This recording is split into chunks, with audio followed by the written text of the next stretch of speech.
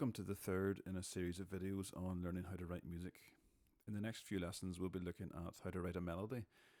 In the previous video we briefly looked at the different approaches of writing a melody first and then adding chords or adding melody to an existing chord progression. So how is a melody constructed? The first thing to think about is that whatever you write is designed to be listened to. So you should always have this in mind when writing a melody. If your melodic material sounds wrong or awkward or isn't very pleasing to listen to, your ears won't be letting you down. What we'll try and cover in this lesson is some of the basics required for writing a melody. And before you start on or decide on your first note, you need to have a starting point. And this is normally, but not exclusively, the key of your piece. Now the key is the collection of major and minor chords you will use to accompany the melody.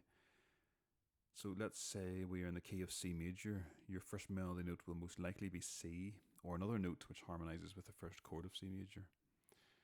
And just to clarify this, if you choose the key of C, and this goes for any key, you then have a number of chords which follow the scale of C. For example, you can see on the screen here.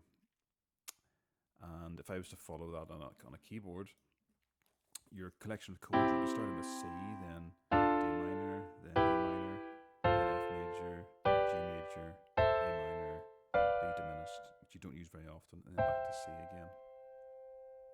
So you have 7 chords which you will use to accompany your melody. Now, we'll come back to chords in a later video, but the same principle of the order of notes within a key applies to the melody.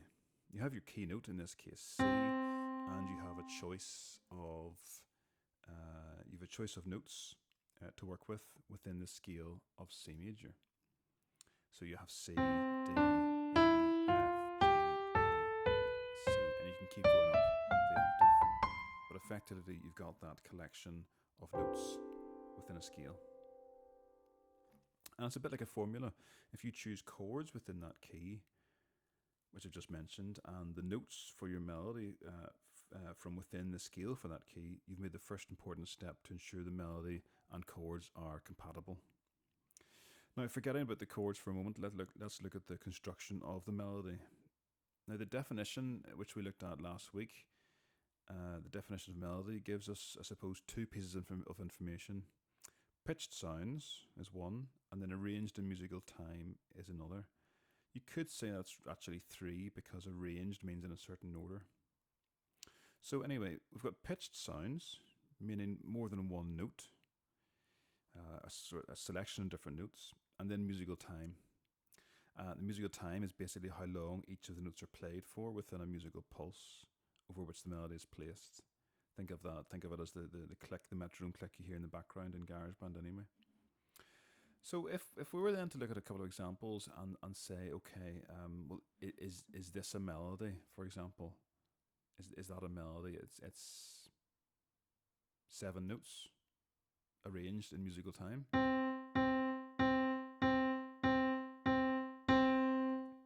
Well, it qualifies only one of the essential elements, musical time. The notes are following a steady pulse of 4 beats in a bar. The last note is held on for 2 beats. So there is some variation there. But this melody does not, however, qualify the first essential element of pitched sounds or pitched notes.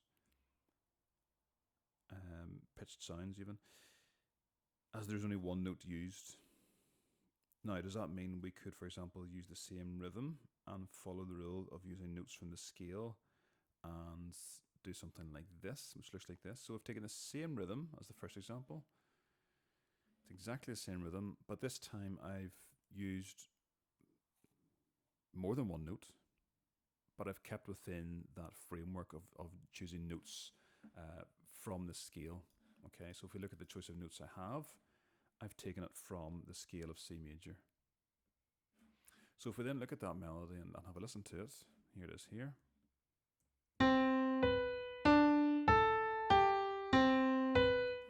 Let's have a listen to that again.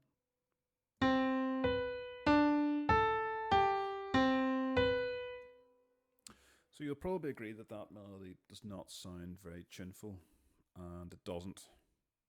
That's because a melody can't just follow those 2 basic rules, unfortunately, and make a random choice, and the outcome will be pleasing to the ear. There has to be some sense of methodical order to the process and knowing what is successful and perhaps what is not. Now, music is a very subjective thing, and what one person will like, someone else may not. However, there are some things we can think about which will allow our melodies to be pleasing to most people. Okay. There are a few things which we can think about when choosing which notes to use for melody, but one of the most helpful approaches is to always consider, can my melody be sung? Now, if you think about it, we can assume that the first musical instrument was, in fact, the voice. Also, the vast majority of popular music has lyrics and therefore someone singing the melody. We like to listen to people singing a melody as we often feel we can follow along and sing along to the same melody. Now, this approach can be translated into writing a tune if we think of what we like to listen to and what a singer can comfortably perform. Going back to this random collection of notes, which I suppose can be called a melody, that would be quite difficult to sing. This here, that would be quite difficult to sing. It's what would be described as angular, and the distance between the notes is quite significant. The distance between two notes, any two notes, is quite significant. Not impossible, but quite significant. And that brings us to intervals, which if you ever study melody writing, you'll always come across use of intervals. The interval between two notes is basically the distance between two notes. And it's widely known that singing larger intervals are more awkward, more difficult to sing. However, that does not mean larger intervals should be avoided. You just need to be careful with them. I mean, if you think of this tune here,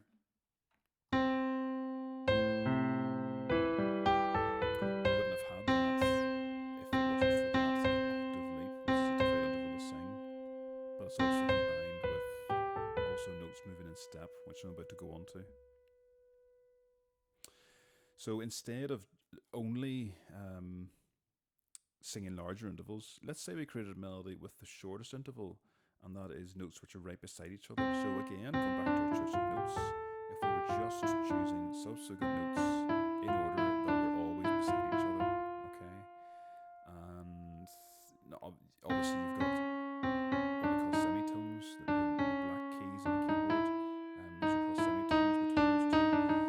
We'll not look at those just yet, but we're exclusively looking at the notes from the scale. And if we look at the keyboard and start with C, the closest note in the scale of C major is D, and then E, and so on. If a melody contains a succession of notes where the intervals are notes beside each other, or intervals of a second, what we call a second, 1, 2, 1, 2, we call that stepwise movement. And generally speaking, you want stepwise movement in your melody. For example, this next example, again, 2 bars, the same rhythm, choice of melody notes from the same scale, but every single interval is a second. Okay, the notes are next door neighbors. Let's have a listen to this.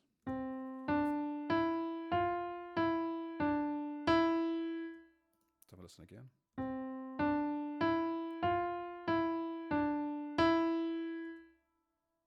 If we compare that to the more angular melody, which was all large intervals.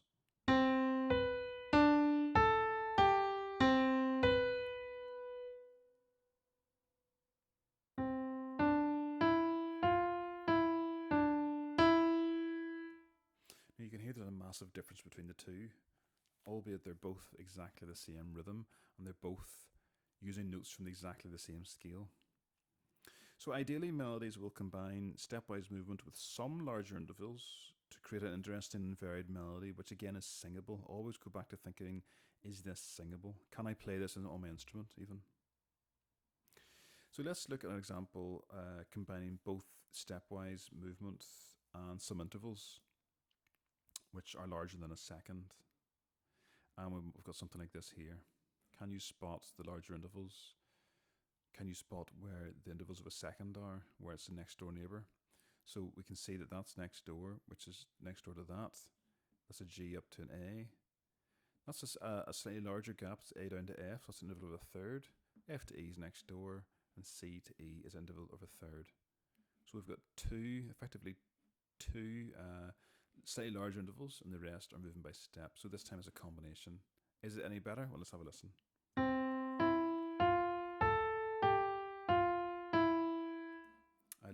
judge of is that better than purely stepwise. I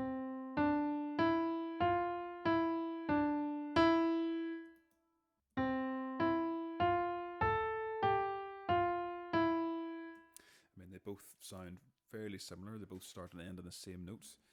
This second one would be described as more complex because it's got a combination of different intervals between the notes. Neither one is, I suppose, any better than the other. They're just different and more different levels of complexity. This one here is purely moving by step, and this one is a combination. You'll notice this one also has a slightly wider range of pitch. It goes up to an A. So it's maybe using maybe more notes, but it's actually using 1, 2, 3, 4, 5, 6, C, E, F, A, G. Sorry, 5 notes. 1, 2, 3, 4, 5. And this is using 1, 2, 3, 4 notes. So the number of notes you're using also has an impact. At this point, it would be a good idea to experiment with creating a simple melody on your instrument and combining stepwise movement and some larger intervals. And of course, there are thousands of different combinations of writing a melody. And we've just started with 2 bars. It's probably a good idea to start with 2 or 4 bars. So give it a go. Choosing a key which you might be comfortable with.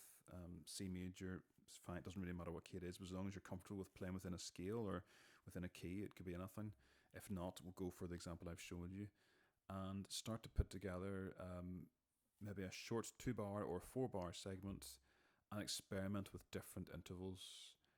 You can see I've used a combination of seconds and thirds. You can obviously extend that, but the conclusion really is that you need to choose notes from a scale and you need to use a combination of stepwise movement and larger intervals to create an interesting melody. So have a go. Thank you.